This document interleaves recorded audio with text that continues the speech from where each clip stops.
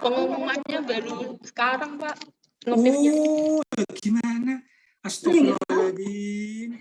Ini ya, untuk ke depan saya buka 15 menit sebelumnya supaya tidak membuang waktu. Oh, kalau gitu saya protesnya ke akademik ya. Mohon maaf sekali ya, bukan karena kesalahan saya, tapi informasi dari fakultas.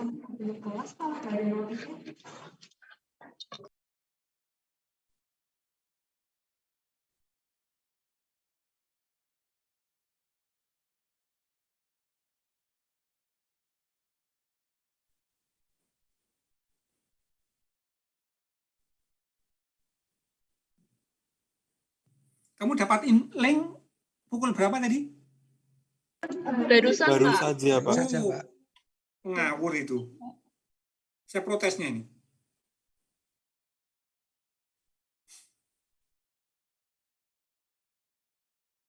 Padahal saya buka 15 menit yang lalu.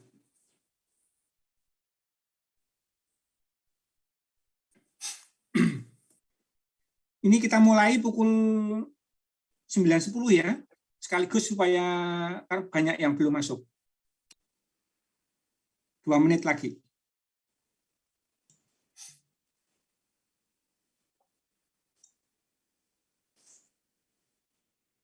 Semangat Abang, semangat.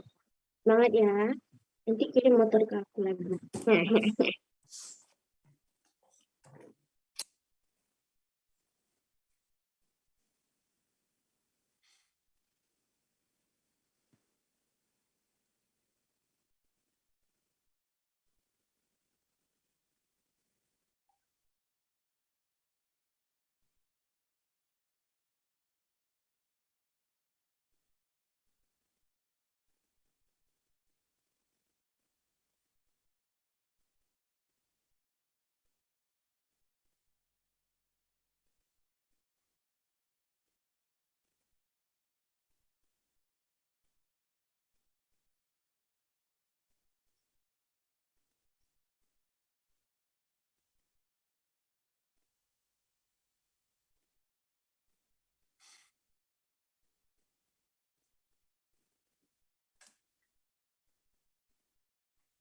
Ya, sudah saya sampaikan ke akademik. Kurang setengah menitan, ya kita mulai.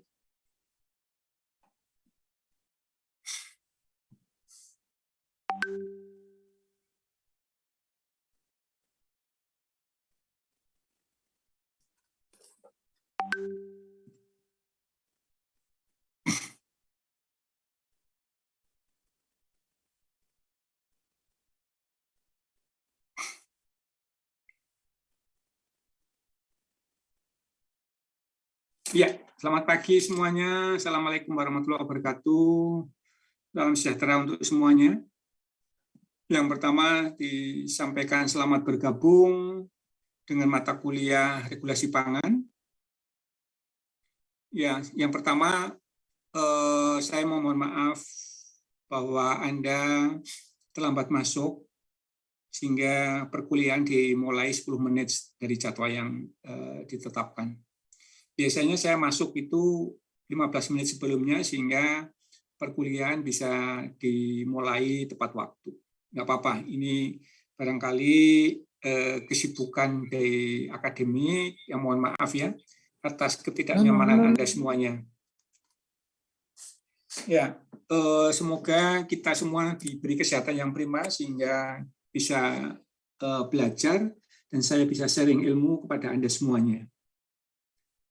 Ya, mata kuliah ini nanti kita tengok dulu topik bahasannya. Jadi saya akan memberikan 3 kali pertemuan, yaitu kalau dulu kan start webback ya, mohon maaf ini yang dulu.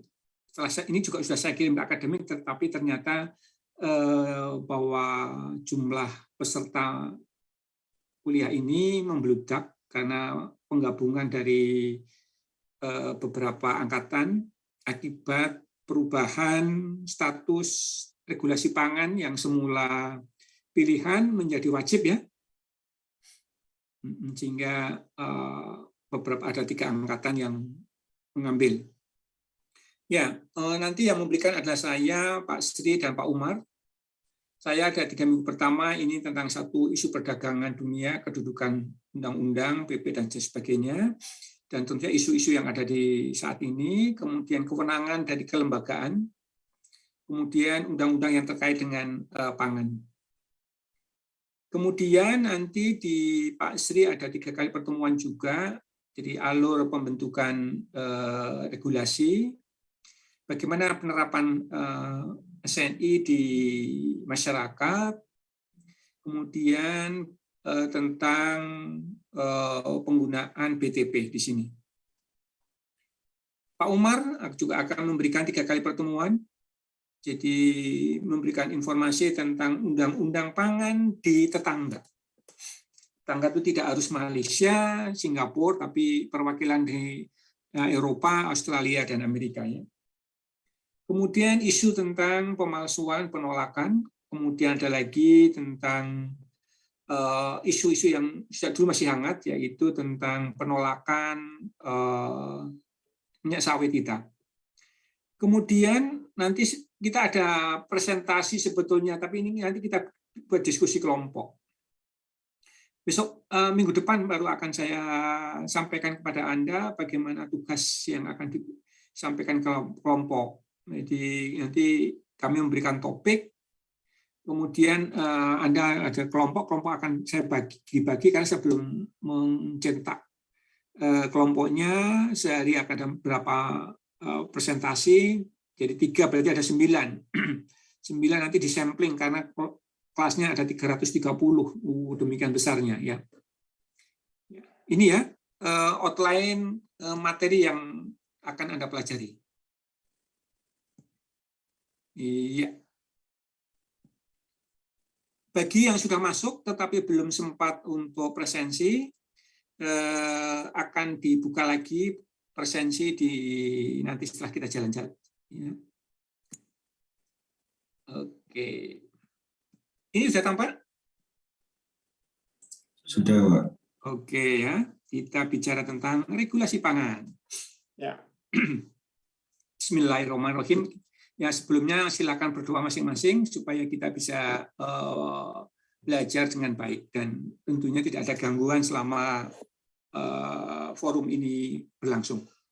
Silakan berdoa dengan agama dan percaya masing-masing. Ya, terima kasih. Ya, ini jadi kalau bila regulasi pangan itu beberapa isu. Ini isu-isu lama. Jadi ini tahun 2015. Puluhan murid SD ambruk karena keracunan S2. Ya, ini. Kemudian keadaan luar biasa hepatitis di IPB muncul November ini tahun berapa ini? 2015 juga. Kejadian seperti ini juga pernah terjadi di sekitar UGM, yaitu sama juga hepatitis B dari para mahasiswa, kebanyakan kala itu adalah mahasiswa teknik yang kala itu terdeteksi pada saat mereka mendaftar di PLN. Data PLN diseleksi kok banyak yang kena hepatitis. Karena apa? Ternyata tidak lain adalah karena makanan yang dia konsumsi. Mereka banyak makan di kaki lima. Kalau ini tidak lain adalah karena adanya mikrobia yang ada pada air yang digunakan untuk membuat es. Ini juga lagi telur busuk olahan marak beredar. Nah, ini adalah orang mencoba menjual yang sejenis ini adalah ayam tiren. Ayam mati kemarin dijual. Sebenarnya kalau ayam itu tampak warnanya berbeda, tapi oleh mereka sering dibuat menjadi produk olahan sehingga susah untuk mendeteksi orang awam. Nah, ini telur busuk, ya, ini bisa telur busuk, bisa juga telur yang dirami tidak menetas. Itu sering terjadi di situ. Nah, ini sesuatu pelanggaran-pelanggaran yang ada di sekitar kita beberapa tahun yang lalu. Ini masih cerita banyak. Kemudian ada lagi, ini tahun 2015 juga, Polda Jabar gerebek pabrik pengolahan kulit sapi berbahan berbahaya. Nah, ini Anda lihat di Jogja itu ini ada kerecek Nah, krecek ya. Nah, krecek ini sering sekali bukan kulit yang baik, tapi ada kulit yang sudah dari produk sisa. Misalkan itu sudah disamak, dilakukan penyamakan. Nah, di situ penyamakan sering ada menggunakan logam-logam berat. Nah, itulah. Mohon maaf.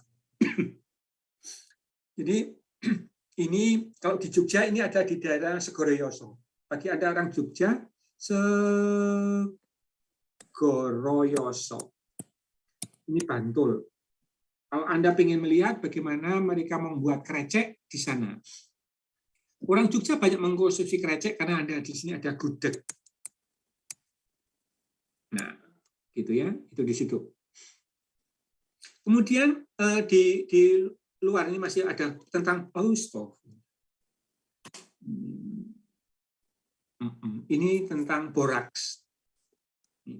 Boraks itu tidak lain adalah sudah dilarang sudah lama, tetapi masih sering digunakan sebagai pengawet. Kemudian ini lagi di Amerika, ini tidak lain dari listeria.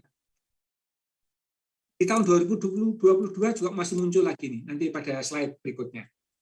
Jadi listeria itu dapat tumbuh pada suhu refrigerator. Ya. Dapat tumbuh pada suhu itu. Ini, jadi ini ada pemalsuan. Ini ada produk pemalsuan. Jadi produk ini pernah dijumpai lama tapi 2013 nggak apa-apa. Ini kita sebagai suatu pembelajaran kok bahwa ini pernah terjadi.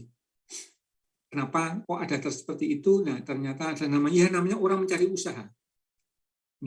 Berusaha. Nah, usaha itu macam-macam. Ada yang halal diridhoi oleh agama masing-masing atau tidak kan gitu. Jadi kalamari itu dari usus babi ternyata.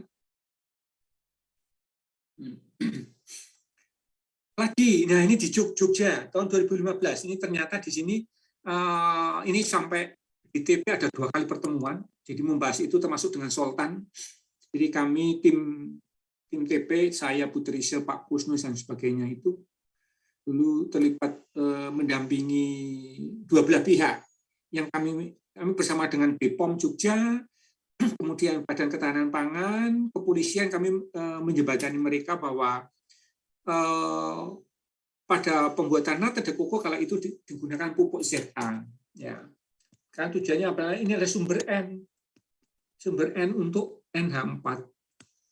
Ini untuk pertumbuhan mikrobia. Nah, sebetulnya ini bisa juga dengan urea. Nah, karena apa dulu? ZA ini sulfur amonium itu juga urea sebetulnya. Ini bukan untuk pangan. Masalahnya di situ, bukan untuk pangan. Sehingga persyaratan chemical untuk pangan dan non-pangan itu berbeda. Nah, kala itu kenapa produsen nata de coco pakai ZA karena untuk mendapatkan yang pangan yang food grade, yang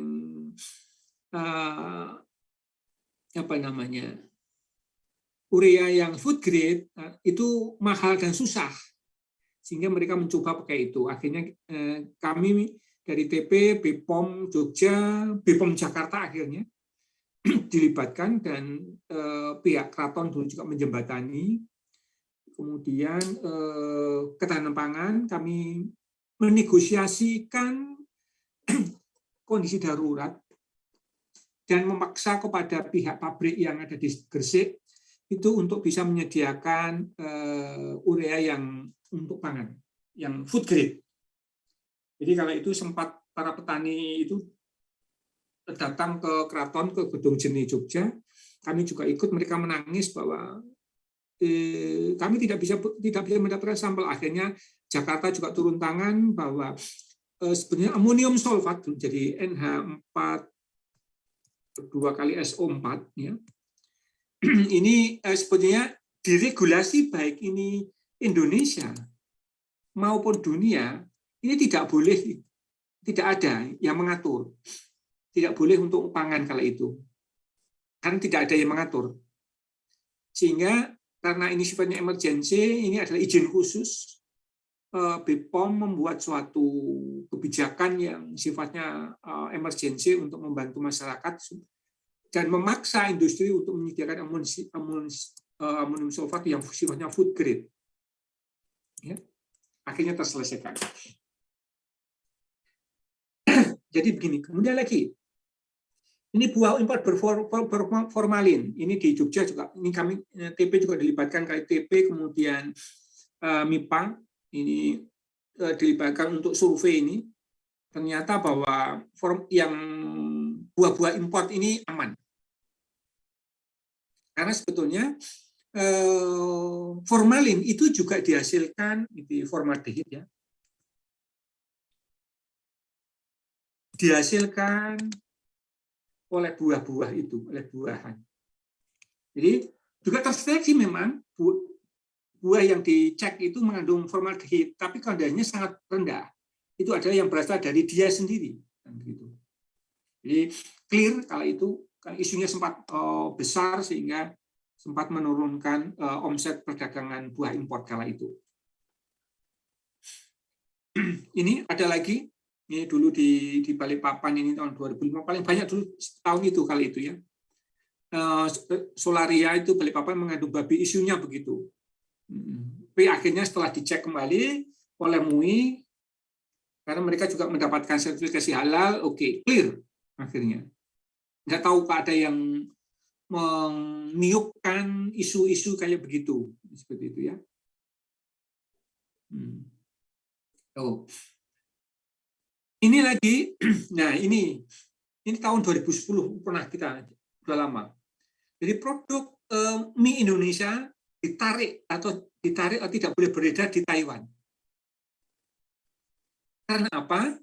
Bahwa mie yang beredar itu importernya ini gelap.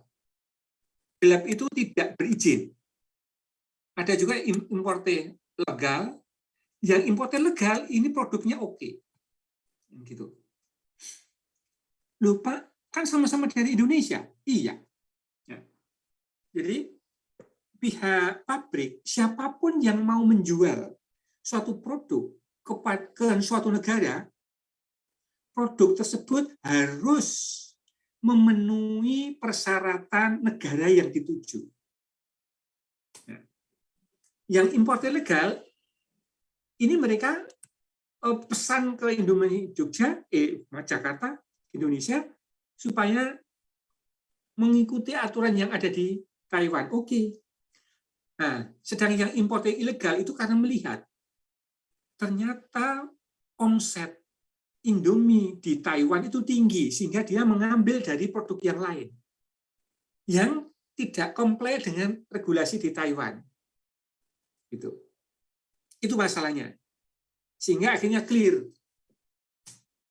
Gitu. Nah, ada mie ini dulu pada tahun sekitar 2004 kan pada saat saya sidang di Belanda, Codex itu mendapati titipan dari perindustrian dan asosiasi mie bahwa mie Indonesia itu akan ditolak oleh dunia. Karena apa? Ada food additive yang tidak dinyatakan ada pada produk, yaitu antioksidan sintetik, BHT, BHA, gitu. Di situ, sehingga kami Pramuka Indonesia ketemu dengan para asosiasi dari Jepang, Cina, Korea, dan Asia Tenggara membahas itu. Kenapa kok Indonesia ada itu? Kok tidak? Oleh pihak Eropa, itu terdeteksi adanya BHT-BHA. Tapi itu tidak dinyatakan bahwa BHT-BHA itu ditambahkan atau digunakan pada produk pangan. Mie itu. Setelah ditelusuri bahwa kita presentasi gimana sih cara membuatnya. Instanisasi mie di Indonesia adalah dengan cara digoreng. Bagi Anda yang belum pernah melihat industri mie, Anda bisa nanti browsing bagaimana cari video tentang pembuatan instant noodle. Ternyata digoreng. Nah, penggorengnya siapa? Adalah minyak. Di dalam minyak yang beredar di Indonesia boleh ditambahkan antioksidan, BHT-BHA. Sedangkan pada mie yang digunakan sama sekali tidak ditambahkan BHT-BHA. Karena mie itu masuk ke dalam minyak, tentunya ada minyak yang terperangkap di dalam noodle. Konsekuensinya apa? Ada BHT-BHA yang ikut terperangkap. Nah, produsen mie Indonesia memang tidak menambahkan. Oh, kalau begitu keberadaan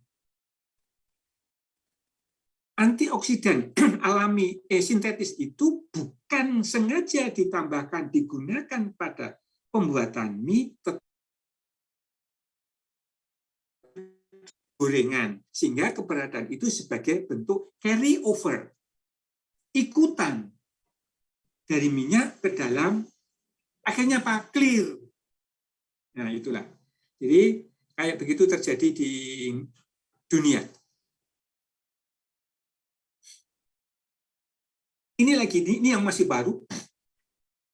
Ini, Anda mungkin belum lama melihat informasi ini, bahwa BPA ini bisphenol A. Ini adalah monomer, ini adalah bahan pembuat kemasan ini. Jadi ini kalau ada jumlahnya melebihi batas, ini bersifat karsinogenik. Nah, pada saat disurvei ternyata bahwa jadi pelepasan BPA ini lepas, ini bukan karena proses, selama proses pengisian ulang dan sebagainya, bukan. Tapi selama distribusi. Ini terjadi selama distribusi. Kalau Anda lihat, barangkali Anda pernah lewat ke luar kota atau di kota, di dalam kota, melihat kemasan-kemasan ini dibawa dengan truk bak terbuka dan terpapar sinar matahari. Satu. Padahal ada catatan bahwa hindari terpapar sinar matahari. Satu. Yang kedua, ini berapa kali ini ulat digunakan. Nah, ini kan mestinya pabrik juga sudah memberikan, sudah mempunyai standar, oh ini harus sekian kali dipakai. Ada retak sama sekali nggak boleh. Jadi kalau ada di sini ada retak-retak rambut, no way. Gitu. Mesti disingkirkan. Gitu. Ini yang terjadi. Kemudian ini, kemudian soal Nestle tak sehat di RI lolos BPOM dan layak edar. Ini bukan untuk produk di Indonesia ya. Jadi ini buatan luar negeri. Gitu. Jadi ini beberapa isu yang lain. Ini lagi. Jadi listeria tadi seperti apel, ini mirip dengan apel di US. Masih terjadi lagi listeria. Nah, cuma lagi ini isu perdagangan dari minyak sawit. Ini Indonesia selalu menjadi incaran. Alasannya pertama kesehatan. Nah, kesehatan ternyata dibantah. Oke, baik, ini enggak masalah. Dari kesehatan sudah oke. Kemudian yang lagi lingkungan. Nah, ini yang multi biodiversity-nya sangat besar, menjadi monokultur. Itu yang dikejar. Kemudian alasan lain adalah ekonomi. Karena apa? Ini sawit Indonesia itu bisa banjiri dunia. Sehingga minyak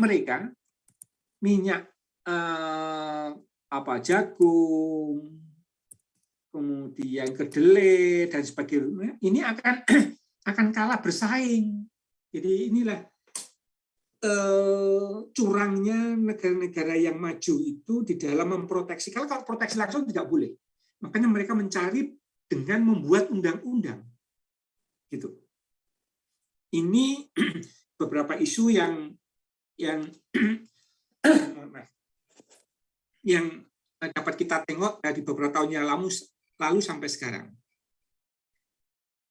Silakan kalau ada komentar dari Anda. Barangkali Anda ada masukan lagi Pak seperti ini, silakan.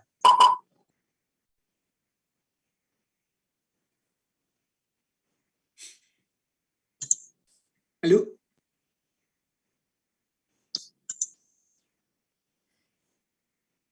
Atau saya ngomongnya terlalu cepat? Anda nggak sakit gigi tuh ya?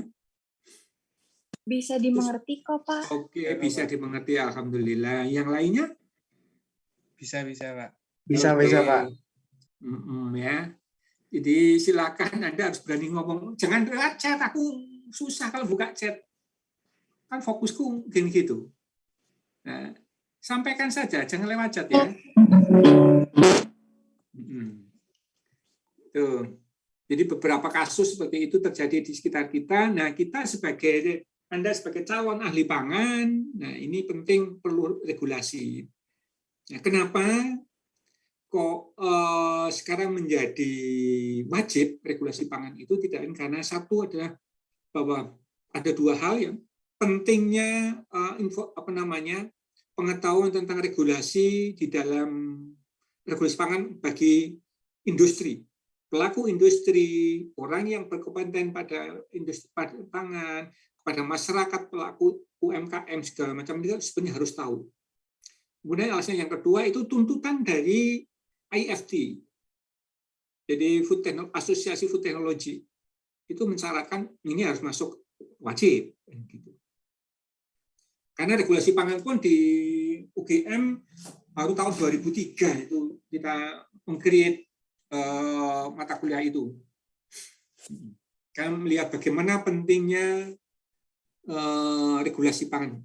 Jadi kalau Anda banyak regulasi pangan, jadi kalau Anda tahu tentang regulasi pangan, kemudian Anda tahu sistem, Anda bisa jalan-jalan mewakili perusahaan itu untuk pembuatan regulasi dengan Badan POM, dengan kodeks dunia, dengan para ahli-ahli dari perguruan tinggi kan gitu.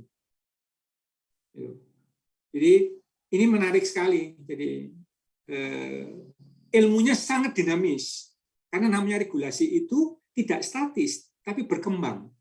Jadi kita harus mengupdate setiap tahunnya.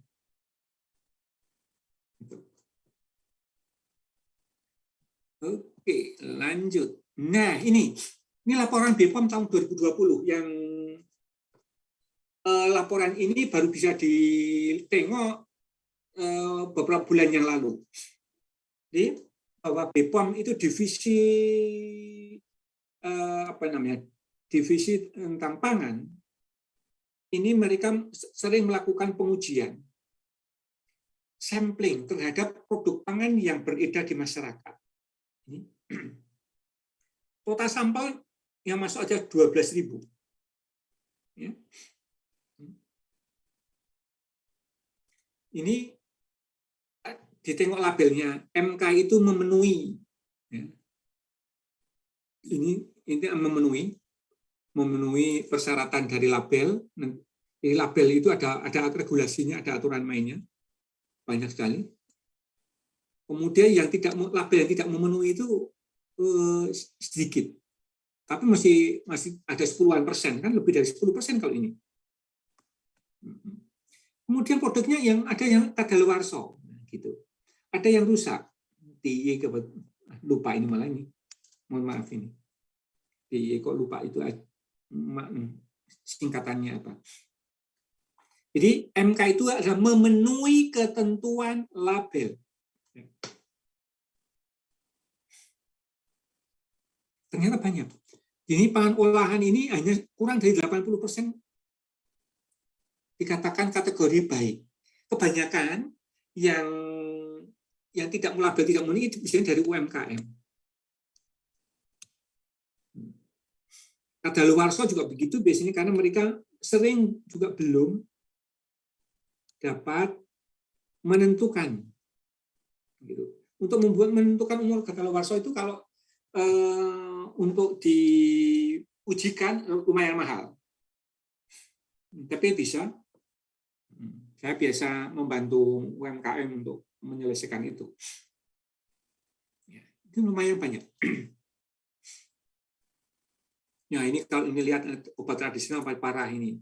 Karena pada obat tradisional itu sering dimasukkan adalah adanya bahan kimia untuk obat. Itu sering di situ. Ya. Nah, ini penolakan. Ini tahun 2017 bahwa ini sudah tadi berhubungan dengan tadi ya CPU tadi bahwa penolakan kita ditolak karena alasan-alasan itu tadi. Nah, ini temuan BPOM ini kayak tadi kan terbaru tahun 2020 ya. Ini kita tengok yang dulu. Jadi lihat bagaimana perkembangannya 2018. Ini yang kadaluwarsa ini banyak sekali ini. Temuan intensif pengawasan pangan menjelang Ramadan. Nah ini data sejenis untuk tahun 2020 atau 2021 atau 2022 sampai sekarang belum ada. Ini juga belum ada. Ini juga tidak dijumpai. Mestinya BPOM itu konsisten sehingga dari tahun ke tahun ada suatu peta yang konsisten. Ini saya belum menemukan ini. 87% itu banyak yang kadaluwarsa. Ini kesempatan orang jual. Kemudian obral. Sekarang istilahnya bukan obral, sale, gitu ya. Itu mereka membuat informasi yang begitu.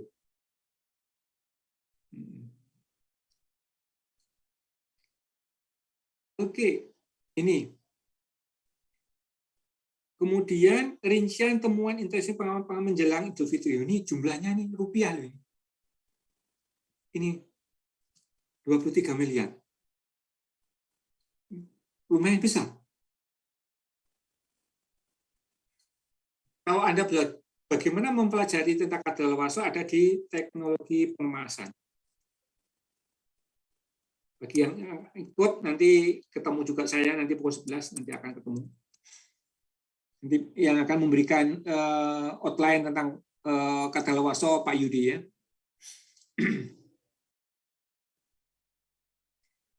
Ini lagi bahwa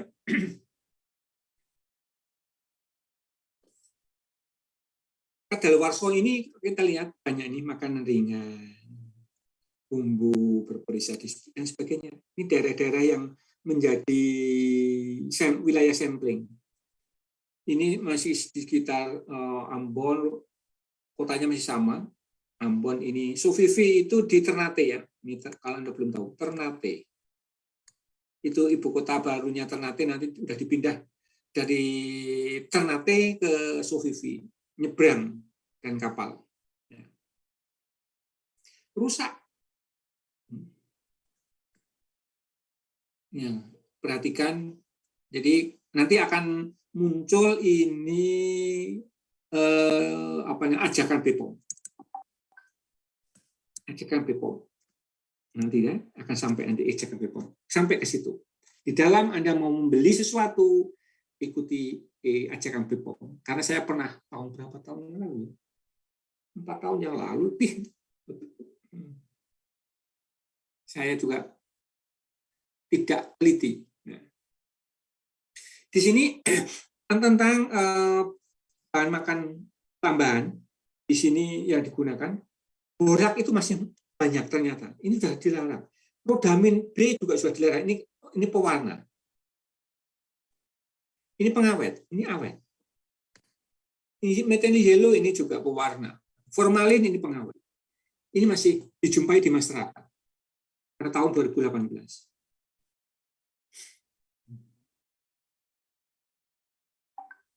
Ya. lagi ini tahun berapa ini? Tahun 2020. Teman BPOM. Ini apa ini?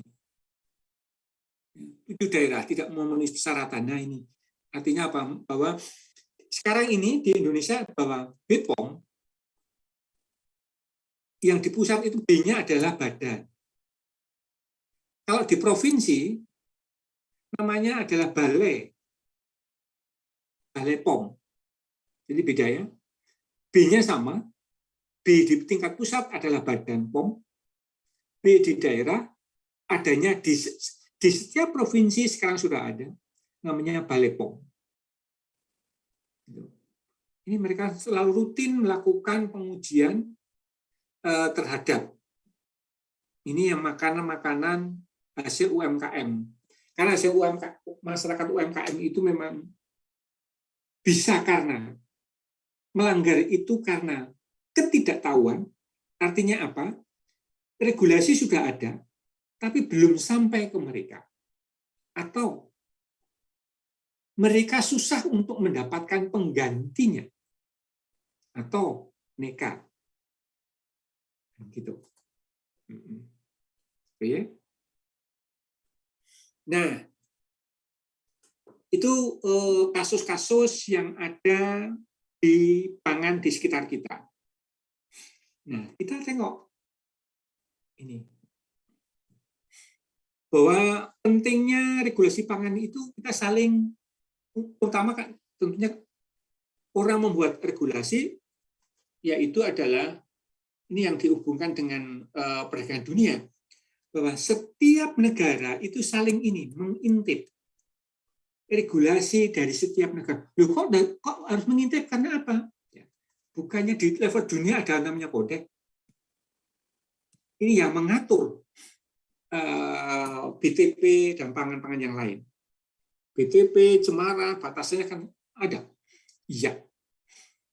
Kodeks itu memuat suatu sifatnya, ada yang mandatori, ada yang tidak.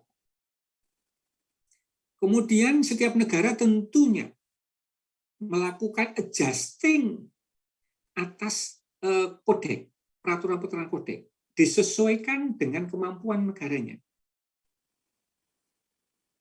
Contohnya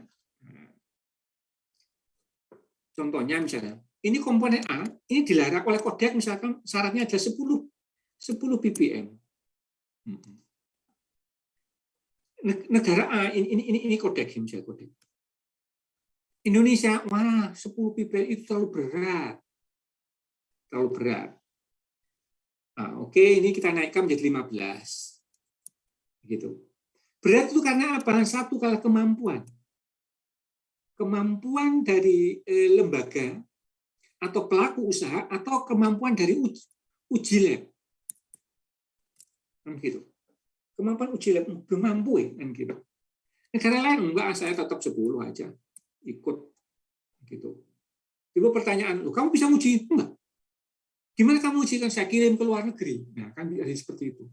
Boleh saja. Makanya ini kasus ini yang di Taiwan dan Taiwan itu kan jadi produk yang akan dilempar ke suatu negara itu harus memenuhi regulasi negara itu. Apakah negara itu dan Indonesia berbeda? Sedikit berbeda bisa. Ini kasusnya seperti ini. Ada suatu contoh ini karena ini 10 kan gitu, ini batas maksimalnya kan gitu. Nah tentunya kenapa kok Indonesia misalkan itu 15 ya, banyak faktor kan harus dikaji oleh. Jadi untuk menetapkan batasan itu perlu dikaji, tidak langsung ambil. Gitu. Sama bahwa saling intip regulasi tujuannya apa? Ini untuk menghindari namanya hambatan, untuk melindungi, jadi proteksi secara legal.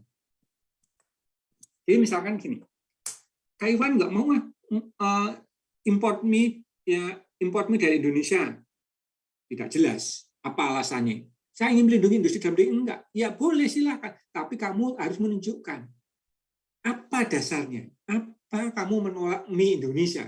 Oh ini, oke kalau seperti itu tadi misalkan ada pengawet itu tidak boleh digunakan di Taiwan, tapi di Indonesia dibolehkan, di dunia yang lain boleh. Di kodek tidak dilarang, cuman dibatasi, bisa seperti itu. Jadi setiap negara bisa mengadopsi apa yang punyanya kodek, bisa juga dilakukan modifikasi.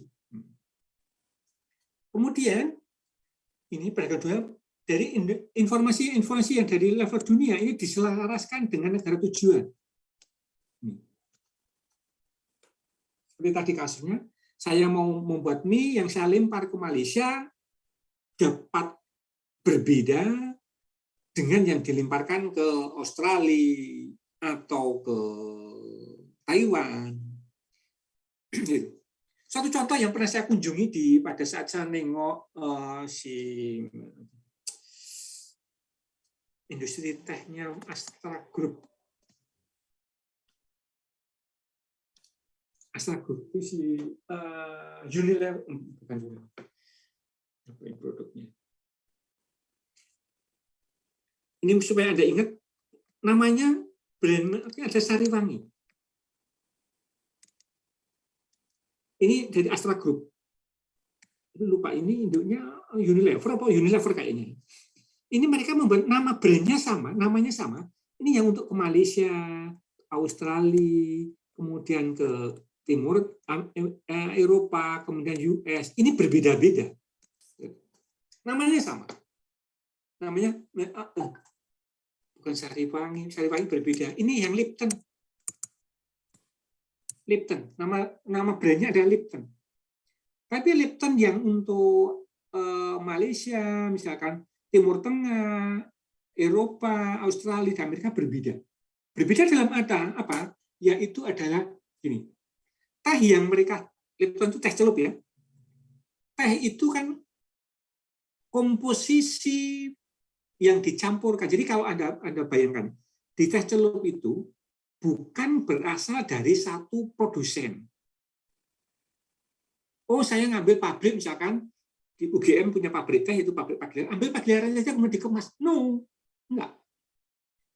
Jadi pihak Lipton, Unilever itu tahu karakter yang disukai orang Inggris, orang Eropa, orang Amerika. Karakter misalnya warna seduhannya, aromanya seperti apa, kekuatan astringensinya seperti apa. Mereka pihak R&D-nya sudah tahu. Ya. Untuk mendapatkan formula atau untuk mendapatkan seduhan dengan strength yang sesuai Eropa, Amerika, dan negara lain itu ada campuran.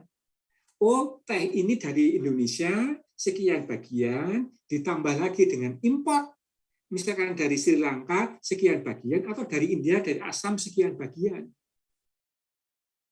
Itu. Sehingga mereka formula itu menghasilkan seduhan yang cocok sesuai dengan keinginan masyarakat di negara yang dituju. Nah, informasi ini penting bagi Anda bila mana Anda ingin berusaha pada bidang teh, kopi, kakao, dan gitu, ataupun rempah yang lain, ini dari minuman ini, jangan sekali-kali Anda jualan, oh ini kopi Toraja. Saya sedia kopi Toraja, kopi Mandailing, kopi Gayo, kopi dari Oksibil, Papua. Nah, kalau Anda menjual seperti itu, ya, tes seperti itu memang spesifik, tetapi itu mudah ditiru. Silakan Anda belajar melakukan blending. Ya, melakukan blending, kopi dari daerah A dicampur dengan B, oh ini spesifik. Yang tahu apa akhirnya formula itu Anda. Orang lain akan bilang, oh kopi yang saya seduh di sana kok enak sekali, berarti akan kembali ke Anda. Gitu ya. Ini penting sekali.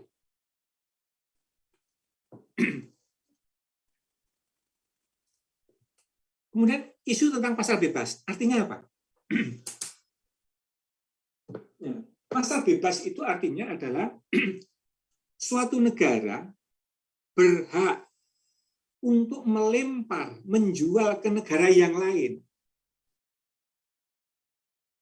Tetapi negara yang dituju pasti berupaya untuk melindungi industri yang ada di dalam, yang dia punyai. Caranya apa? Buat regulasi. Gitu. Jadi dasarnya bukan enggak boleh atau dikasih pajak yang tinggi, regulasi. Regulasi yang bisa spesifik untuk Anda, untuk negara itu. Tapi tidak, yang lainnya sama nggak apa-apa, ada sedikit yang berbeda. Gitu. Nah, itu ya.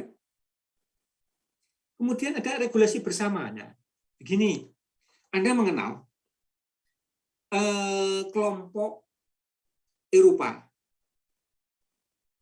Eropa itu kan ada European Community. Anggotanya sekarang kan Inggris sudah tidak masuk. Artinya apa? Mereka secara bersama, dulu kan Inggris punya aturan sendiri, Denmark sendiri, Belgia sendiri, Belanda sendiri, dan sebagainya.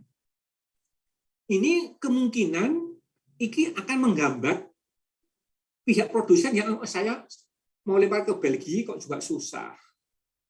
Karena sedikit mereka membuat satu spesifik, yang lain spesifik. Oke, akhirnya mereka karena sudah menjadi satu kelompok, mereka membuat suatu regulasi bersama. Jadi seluruh European Community, negara-negara Eropa kecuali Inggris, regulasinya sama. Di tingkat ASEAN juga ada namanya harmonisasi regulasi. Gitu. Di tingkat Asia Tenggara ada. Nantinya berkembang lagi ke arah Asia. Di Australia dan Selandia Baru, mereka bersama-sama membentuk suatu regulasi untuk dua negara itu. Gitu. Sampai di sini ada pertanyaan sebelum ke 5.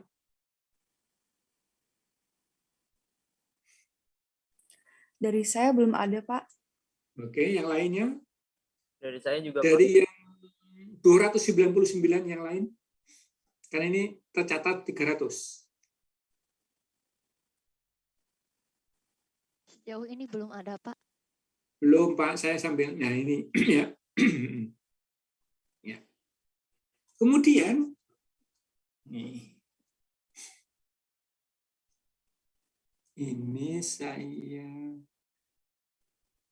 ini sudah saya unggah belum? Oh lupa, ini belum saya unggah di anu. Nanti materi ini, Anda perlu PPT ini tuh ya? Perlu, Bapak. Iya, Pak. Ya, Pak. Yang dengan coret-coretan atau yang tidak? Dengan coret-coretan nggak apa, Pak? Dengan coret-coretan gitu. Yang ada coret-coretannya ya? Iya. Oke. Oke, kalau gitu nanti coret-coretannya dibuat lagi supaya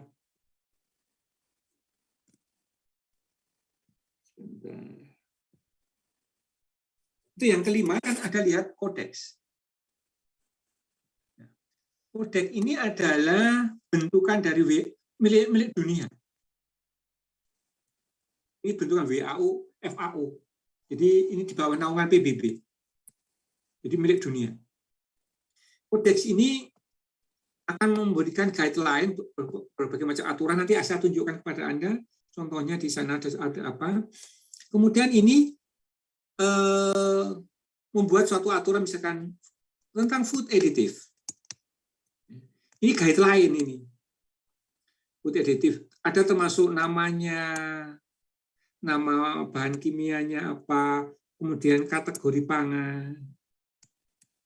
Kemudian di sini ada dose level. Kategori pangan, coba Anda nanti cari ya tentang kategori pangan. Ini ada 16 kategori.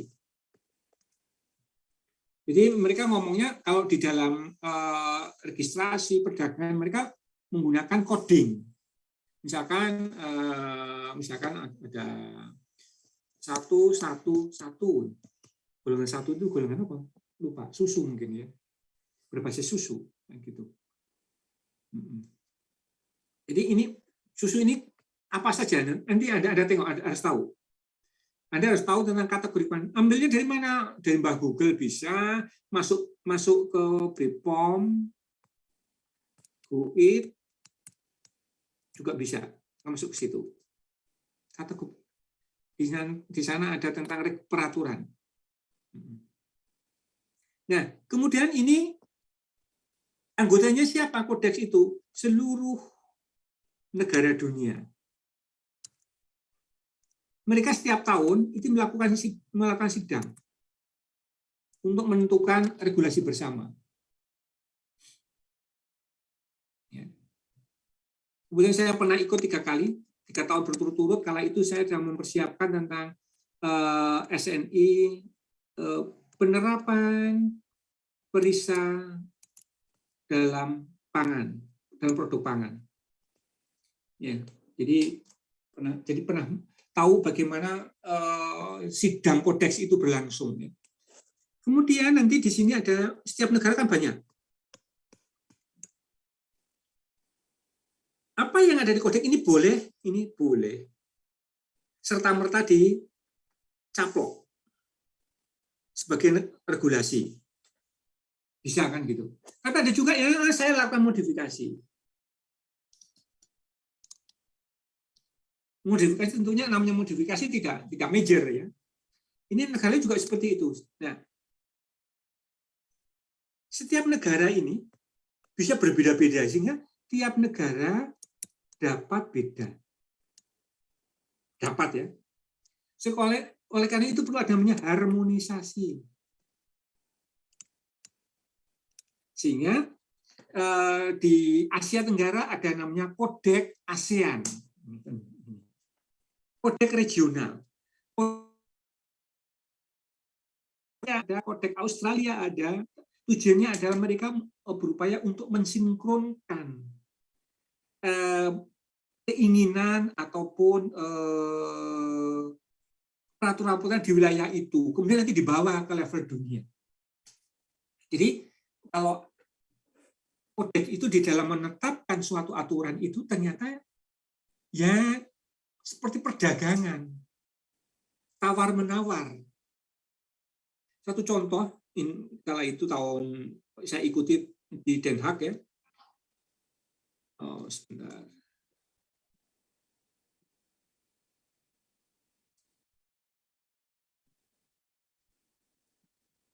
Kok muncul ini? Ya, dulu ini sebagai gambaran saja ya. Ini angkanya realnya saya agak lupa angka batasannya. Jadi kala itu ada tentang residu logam berat. Misalkan merkuri, Hg. Pada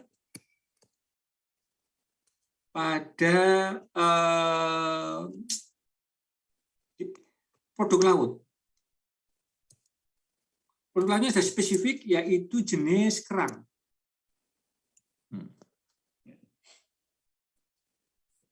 Ini EC dan US, ini sepakat ini sama. Ini misalkan ya, ini 20 ppb. Oh, nggak sampai ini. Oke, nggak apa-apa. Ini sebagai contoh aja. 20 ppb. Indonesia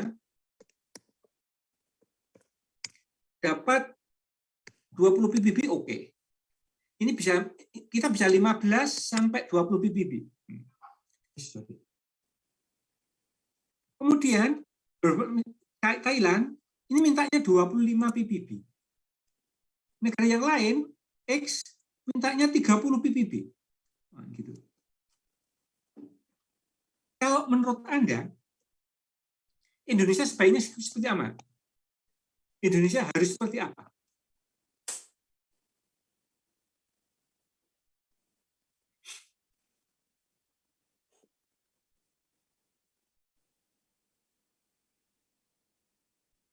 Indonesia tetap kekeh di 20, katakanlah 20,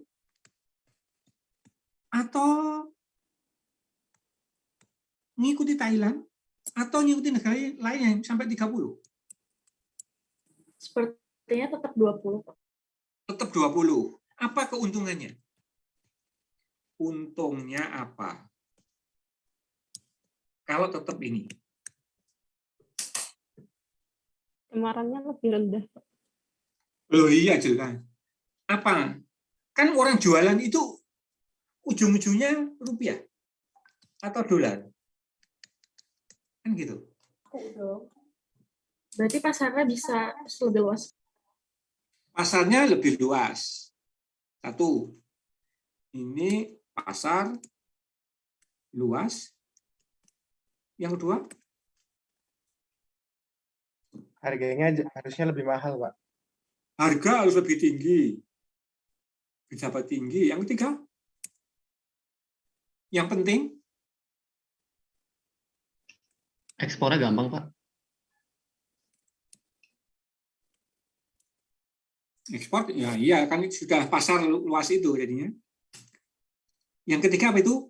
Kompetitornya gimana kalau 20? Semakin sedikit, Pak. Semakin sedikit. Jadi saingannya adalah sedikit. Kan gitu. Tetapi ini kan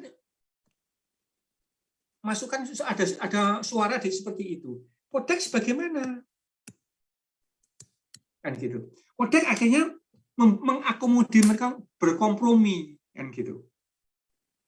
Jadi kalau bisa 20 itu ternyata yang negara yang dapat mencapai 20 atau kurang itu hanya segelintir. Sebetulnya bagi Indonesia senang kan apa? Negara lain tidak bisa masuk ke sini, yang lain. Tidak bisa masuk kan?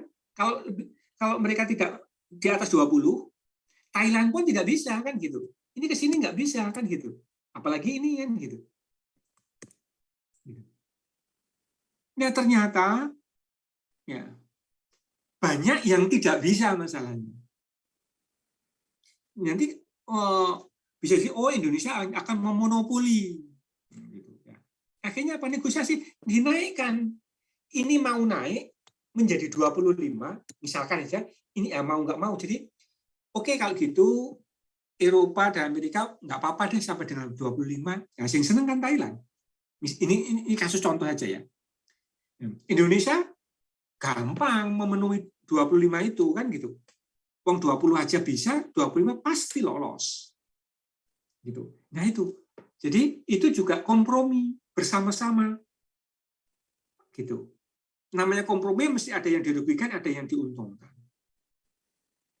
Sama halnya yang di Indonesia. Misalkan contoh ya. Ini contoh, ini bukan real, ini gambar aja untuk Anda.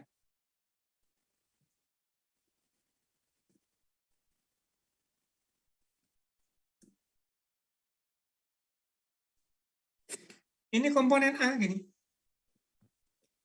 Yang kritis itu misalkan residu, misalkan benzopiren. Tahu benzopiren ya? Ini sifatnya apa? Karsinogenik. Benzopiren itu bisa karsinogenik. Ini misalkan suatu yang banyak di sini adalah misalkan asap cair. Anda tahu asap cair? Ini Indonesia lahirnya dan besarnya asap cair dari departemen kita. Mulai tahun 2003.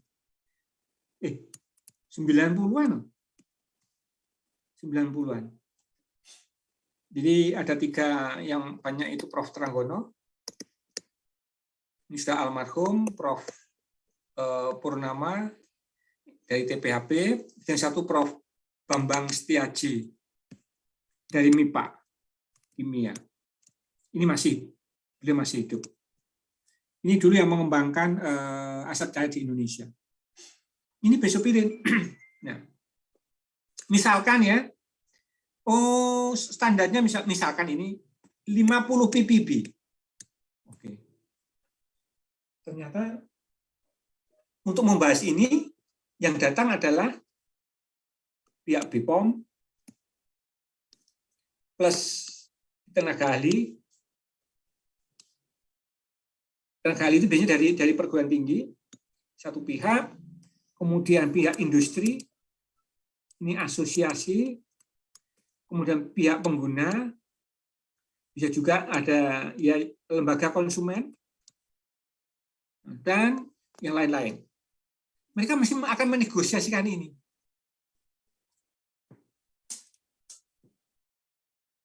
Misalkan ya, pihak BPOM itu tujuannya kan itu melindungi masyarakat.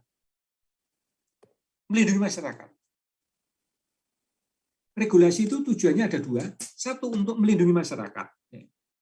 Pingnya serendah mungkin kan, supaya risikonya rendah. Tapi pihak industri, wah susah sekali ini untuk mencapai 50 itu. Kan gitu. Pinginnya melindungi industri, masyarakat terlindungi dari kesehatan. Pihak industri juga nanti kalau ini di 50, ini nggak bisa berkembang, nggak bisa berusaha.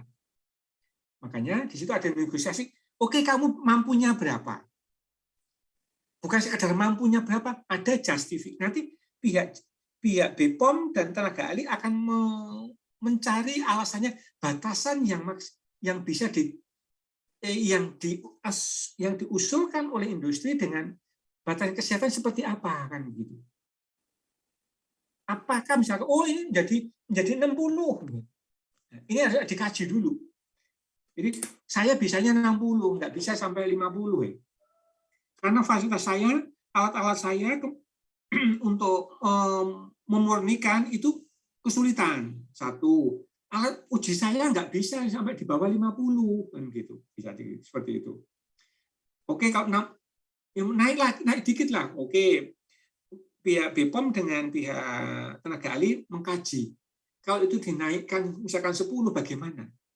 Apa risikonya kesehatan? Itu di situ. Kalau itu masih bisa ditolerir, oke. Kita buat 60 deal, 60-60. Jadi bahwa regulasi yang dibuat di Indonesia maupun di luar negeri itu ada sifatnya kompromistis, bukan pemaksaan kehendak. Gitu. Ada pertanyaan?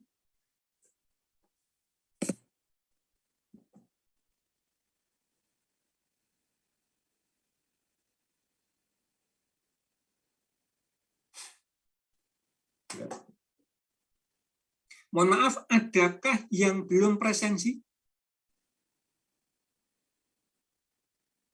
Saya, Masih berapa orang? Ini kalau gitu saya coba untuk bisa unggah ya sambil break. Oh, ini sudah 315.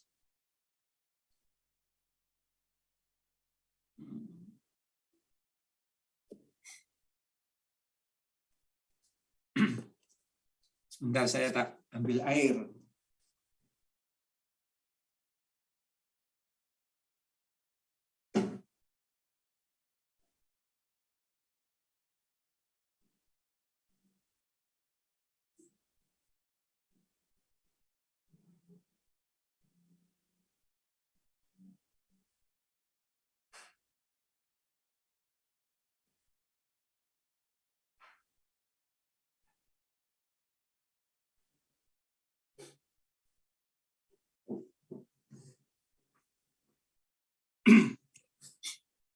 Sudah habis? Bisa ditutup? Presensi? Halo. Yang hadir sudahkah melakukan presensi? Sudah, Pak. Sudah, Pak. Oke. Betul sudah semua? Ini boleh di-close? 1, 2, 3, 4, 5. Close ya? Atau persetujuan Anda ini? Oke, ini saya tutup dulu.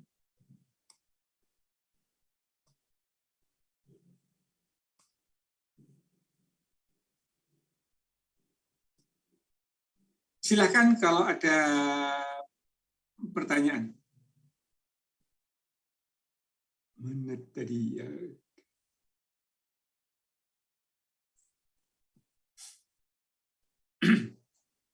Pak, saya izin bertanya, Pak.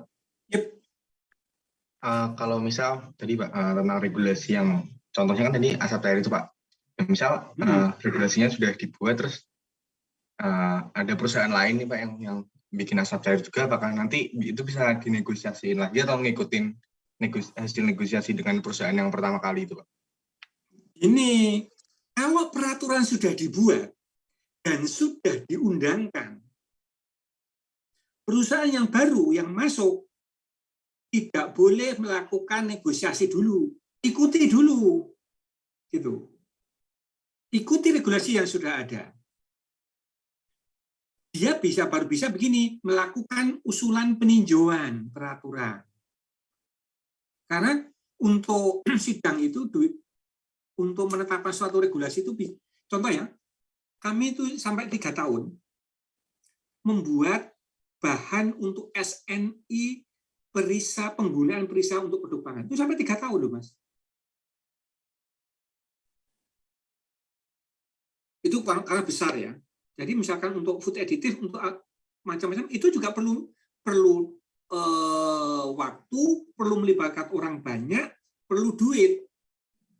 Sehingga orang yang baru masuk mau, oh itu nggak bisa, saya nggak bisa, itu tolong dinaikkan atau nggak bisa. Yang pemain baru wajib mengikuti regulasi yang ada. Setelah berjalan waktu, melakukan usulan. Apakah boleh? Boleh. Untuk peninjauan peraturan itu, itu kayaknya berdasarkan kajian yang terbaru, misalkan begitu. Batasan kalau 50, misalkan 50 itu masih terlalu mudah diperoleh. Oh, turunkan aja menjadi 40. Dan itu bahayanya tinggi, sehingga dari 50 diturunkan menjadi 40 atau 25, atau dinaikkan. Wah, itu sekarang kajian terbaru, itu tidak begitu berbahaya kok komponen itu. Naikkan saja, nggak apa-apa. Oh, itu boleh. Tapi yaitu bahwa semua mesti melibatkan BPOM selaku pihak regulatornya. Gitu. Nah, BPOM mesti tidak bisa mengurusi sendiri. Mereka mengajak pakar yang ada di perguruan tinggi. Itu seperti itu. Itu ya, Mas ya? Baik, Pak. Terima kasih, Pak. Ya. Oke. Nah, ini BPOM, ini ajakan itu bahwa produk pangan ini bebas dari bahaya mikrobiologis, dari bahan kimia, biologis itu. Contohnya kalau di tempat kita ada, di Amerika yang contoh tadi ada listeria, di sini ada si E. coli, gitu ya. Kemudian kimia, ini dari BTP misalnya. Bahan tambahan pangan, food additive.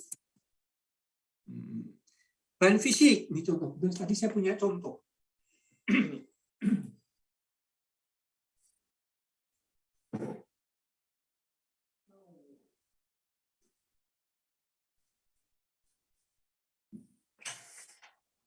Ini Anda tahu ya. Ini nanti contoh untuk kemasan juga. Yang mengambil mata kuliah pengemasan nanti akan ketemu gambar ini. Ini contoh bahaya fisik. Ini lihat. Ini adalah intip goreng. Kemasannya ini dipakai stapler, dijepret ini. Ini bisa tertelan, Mas. Inilah contohnya. Pada model pengemasan ini sangat tidak direkomendasikan oleh BPOM. Tapi di masyarakat masih mengecek, iya. Tapi apa? Mesti kemasan model ini tidak akan berani jalan-jalan sampai mall dan tinggal di sana. Artinya dijajakan di mall. Kalau masuk mall, bisa. Anda bawa, masuk ke mall, ditawarkan, pasti ditolak. Nggak mau produkmu. Karena apa? Satu, cara mengemasnya ini menimbulkan potensi berbahaya. Jadi kalau orang sistem, yang dibicarakan adalah potensi. Potensi masuk ke dalam. kemasan atau potensi tertelan oleh konsumen. Nah, itu. Jadi orang sistem, orang ISO yang dicegah adalah potensinya, bukan setelah terjadi baru dilarang, enggak. Lebih awal. Jadi berpotensi itu. Yang kedua, ini enggak ada identitasnya. Labelingnya enggak ada, labelnya enggak ada. Nah, ini. Ya. Jadi regulasi label juga ada. Ini bebas dari bahaya. Ini bahaya macam-macam di sini.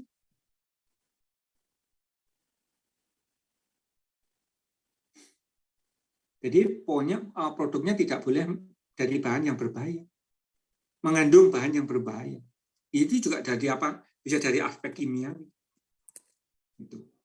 Nah, ini yang penting nih lagi. Cek klik. Jadi kalau Anda mau membeli, cek klik. K-nya adalah lihat kemasan dengan cermat. Rusak atau tidak, berlubang atau tidak, peyok atau tidak, sobek atau tidak, dan gitu. Ya, kemasannya. L-nya adalah cek label. Label, informasi di situ ada informasinya. Informasi tentang siapa produsennya, berapa beratnya, berat atau volume, ya, apa nama produknya, apa nama dagangnya, adakah informasi kadaluarsa, adakah informasi tentang cara penggunaannya, adakah informasi tentang misalkan cara penyimpanannya, itu bisa kan gitu. Nah, di label ini kasusnya pernah menimpa saya. Jadi lebih dari 4 tahun yang lalu. Saya itu penyuka es krim. Ya. Saya belanja dengan nyonya di supermarket besar. Biasanya saya nemenin istri ngambil barang-barang, plak masukkan keranjang, saya keluar. Nah, tidak saya tengok. Karena saya percaya ini adalah perusahaan besar. Gitu. Sampai rumah, langsung masuk ke freezer, selang 1-2 hari berikutnya, saya lupa ini, saya buka malam-malam juga. Saya buka, loh, saya korek, loh kok keras sekali. Gitu. Warnanya kecoklatan. Setelah saya cek apa? Kadaluarsanya lebih dari beberapa bulan. Kemudian saya segera kontak supermarket tempat dijajakan. Ya, kita sekitar pukul 9 kan mereka tutup, biasanya pukul 10 biasanya dalam posisi normal dulu. Nggak ada nggak diangkat. Kemudian saya kirim email ke kantor head office-nya di Jakarta. Kemudian selang beberapa hari berikutnya, pihak supermarket Jogja nelpon saya, Bapak kemarin komplain begini-begini. Iya, kok saya nggak dikabari? Loh, saya sudah ngabari J, gitu. Tapi tidak diangkat. Dimarahi ya Mbak? Iya Pak. Pak, saya mau datang. Kemudian saya bilang ke anak saya, besok malam kita akan ada datang tamu dari supermarket X. Saya bilang, kita pasti dapat oleh-oleh. Betul, dia datang membawa pengganti es krim dan 1 krat buah-buahan sambil minta maaf. Ya. Yang salah siapa? 2. Saya salah, pihak supermarket salah. Saya salahnya apa? Tidak cek klik ini, L-nya tidak saya cermati. Jadi undang-undang konsumen itu mewajibkan pembeli itu teliti. Selama ini konsumen yang paling teliti adalah ibu-ibu, para wanita. Kayak setrika maju, mundur, melihat produknya yang sejenis, tapi yang ditengok apa? Kebanyakan hanya harga.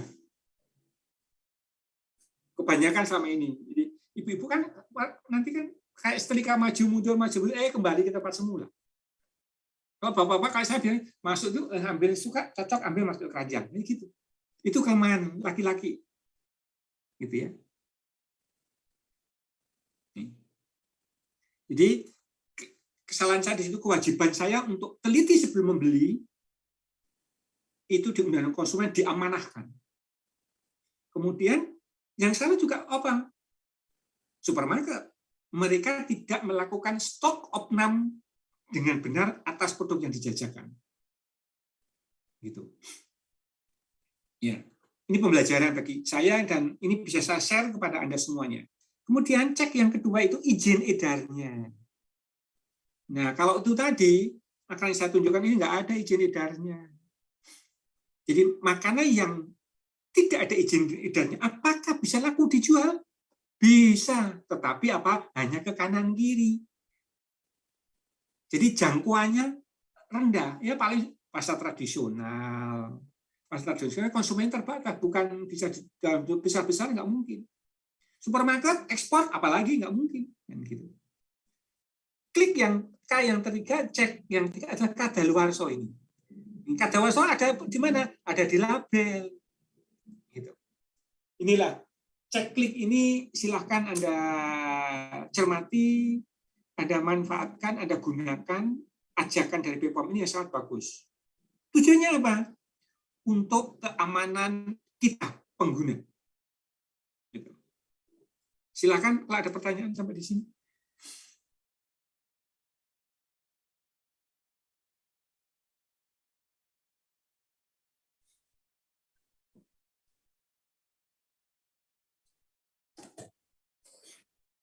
Adakah pertanyaan?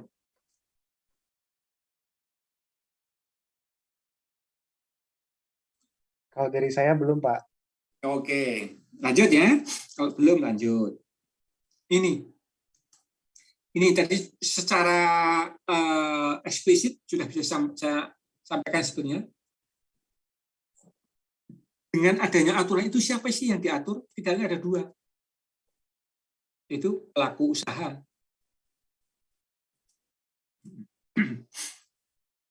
Pelaku usaha itu diatur.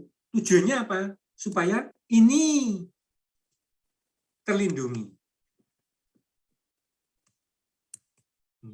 Loh, kenapa kok konsumen juga diatur? Supaya ini mau belajar, mau tahu. Sehingga akan ada cek klik itu. Itu. Konsumen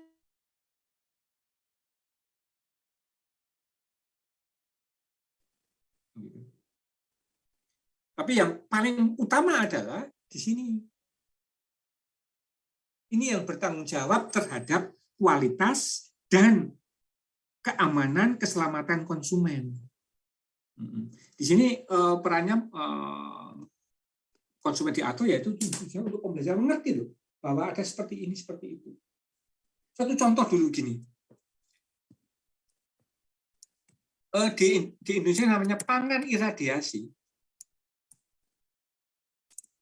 Ini mungkin Anda belum pernah mengenal.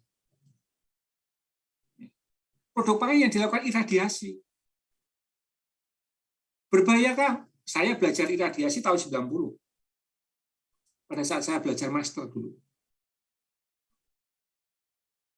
Tapi di Indonesia kurang berkembang. Cuman sekarang ini pangan iradiasi yang berkembang itu untuk seafood.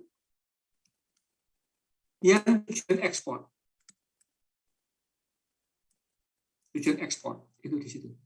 Indonesia punya fasilitas di Serpong, ada dua, yang satu baru. Pada saat yang baru ini, pada saat groundbreaking, saya diundang ke sana untuk melihat dan berdiskusi dengan teman-teman di Batan. Jadi untuk pengembangan food iradiasi di Indonesia. Ada juga yang di Jogja ada fasilitas iradiator, ada. Kalau Anda ingin belajar food iradiasi, silakan kontak saya. Kan ITP, di Teknologi Pangan, yang tahu itu, yang pernah mengerjakan itu baru saya. Nanti saya bisa bekerja sama dengan Batan Jogja. Kita punya MOU untuk bekerjasama dengan Batan Jogja. Nah, ini perlu diberi penjelasan bahwa pangan iradiasi itu A, B, C, D seperti ini, batasnya kayak begini, dan begitu. Karena apa? Jangan sampai, oh itu pangan iradiasi itu berbahaya karena ada konotasi nuklir. No. Bagi saya sudah tahu, saya bilang enggak. Dan gitu. Karena apa? dengan catatan bahwa pelaksanaan iradiasi itu sudah dilaksanakan sesuai dengan SOP ataupun guideline yang ditetapkan oleh baik itu Kodeks ataupun Badan Nuklir Dunia. BPOM. BPOM akan mengambil dari Badan Nuklir Dunia yang di Prancis. Masyarakat diberitahu radiasi itu apa, dosis yang diberikan itu ini ABCD segala macam. Jadi pengaturan tidak secara langsung ya, tapi adalah edukasi tentang regulasi yang diberlakukan. Gitu.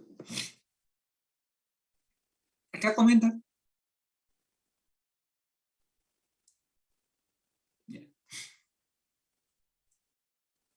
Jadi saya belum ada. Tadi ini Kodeks dunia ini sebagai acuan dunia ini level dunia. Ini setiap tahun mereka melakukan rapat Kodeks. Divisinya ada ya, food additive, food kontaminan, kemudian food packaging, macam-macam, food tentang hortikultur dan sebagainya, macam-macam. Jadi bukan satu mau ada enggak, orang-orangnya di-display sesuai dengan topik yang topik besarnya, pangan, obat, kemudian residu itu ada 2, residu pestisida, residu logam berat, residu mikrobiologi, segala macam itu. Gitu. Jadi tahun 2004 kalau nggak keliru, Kodeks food additive dan tentang residu itu digabung. Kemudian tahun 2005 itu sudah split. Dan itu saya masih sempat ikut di Den Haag. Itu menjadi problem. Waktunya pendek, harus menyelesaikan sekian ratus keputusan, ratusan loh kan. Jadi keputusan itu bisa sampai ratusan itu sekali sidang. Makanya di-split sendiri supaya lebih fokus.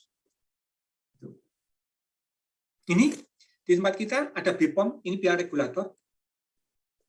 Kemudian di sini ada kementerian siapa? Industri, ini berhubungan dengan industri.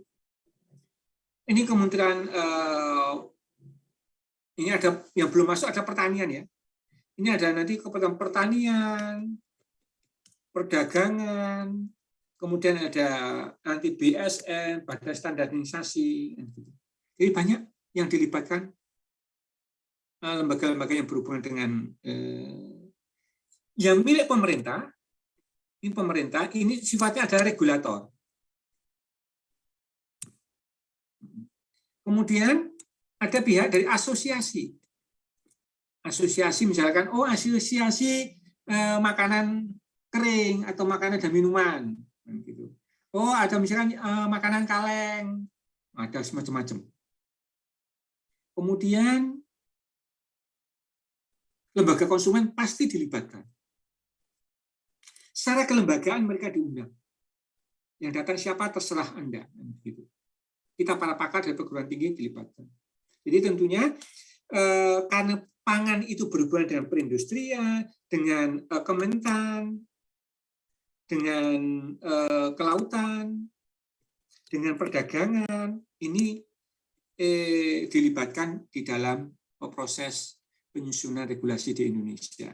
Yang satu lagi ada BSN. Nanti Pak Sri akan menjelaskan bagaimana SNI itu dibuat. Ini adalah siapa-siapa yang terlibat di dalam penyusunan regulasi di Indonesia. Ini contohnya ini silakan Anda lihat cari informasi apa yang ada di Indonesia, BPOM GoID, kemudian dilihat di sini di peraturan. Ini. Peraturan.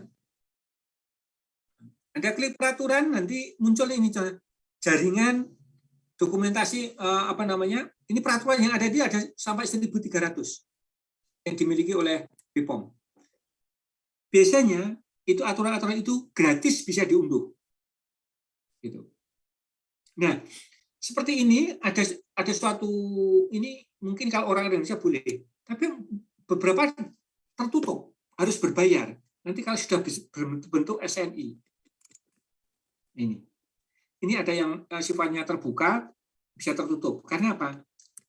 Kalau ini sifatnya terbuka, ya, ini aturan ini mudah sekali nanti dimanfaatkan oleh negara asing yang ingin jualan ke Indonesia. Contohnya, aku punya produk X, aku tahu semua minta SNI open, tidak boleh, harus berbayar dan sebagainya. Ada juga yang tetap tidak boleh dimiliki oleh orang asing, tidak boleh memiliki. Karena apa? Khawatir, negara ini akan membuat produk X ini sesuai dengan SNI Indonesia. Kemudian negara ini mengirim pengajuan ke Indonesia. Tolong ada lembaga sertifikasi produk. Tolong produkku dicek. Oke, memenuhi toh? Oke. Berarti kemudian bagaimana sistem manajemennya? Oke. Nah, kalau suatu negara ini sudah dapat memenuhi baik kriteria kualitasnya sesuai dengan standar dan sistemnya sudah mendukung, ini berhak untuk mengajukan sebagai eksportir ke Indonesia.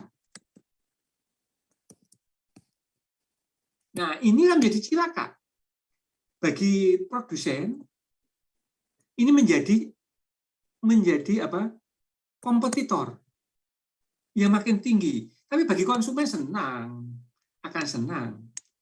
Produk-produk sejenis banyak. Artinya apa? Hukum ekonomi berlaku. Bila mana produknya banyak, harga akan turun. Jadi ada yang betul-betul sama sekali tidak boleh, ada yang boleh. Kasus yang saya tahu betul itu karena ini dari Cina waktu itu banyak ban kendaraan bermotor masuk ke Indonesia.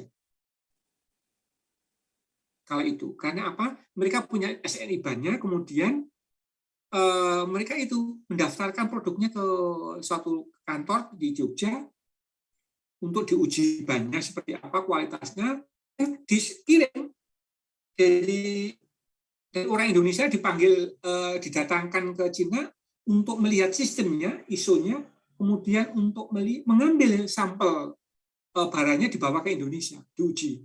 Nah, atas dasar itu surat keterangan itu bisa dikatakan sebagai rekomendasi tanda petik bahwa boleh menjual ke Indonesia. Gitu. Nah, kadang-kadang yang cilakanya keterangan ini batas lipinnya di sini, ya, dia tuh ban Indonesia bisa di sini, Indonesia di sini, yang Cina cukup di sini lah, di sini sesuai dengan batas minimalnya. Akibatnya apanya? Rendah harganya, artinya murah. Inilah yang menjadi cilaka.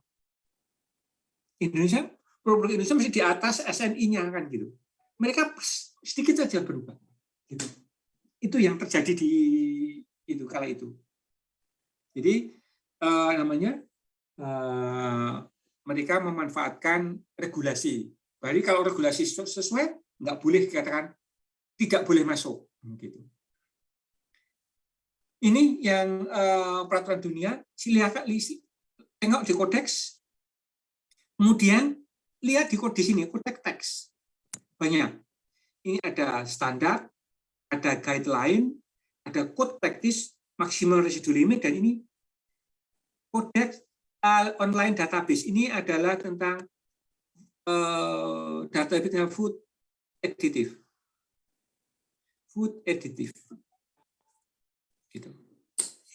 Ya, ini saya sudah di warning untuk siap-siap nanti ini berapa sih? 36 ya. 4 menit lagi. Ini ajakan juga dari kodeks Safe Good Food for Everyone. Ya, ini tentunya untuk kala itu dunia masih banyak yang pangan-pangan atau produk bahan pangan yang kurang bagus. Ya.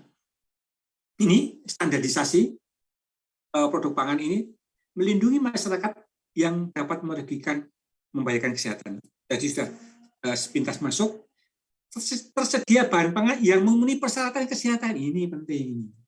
Nih.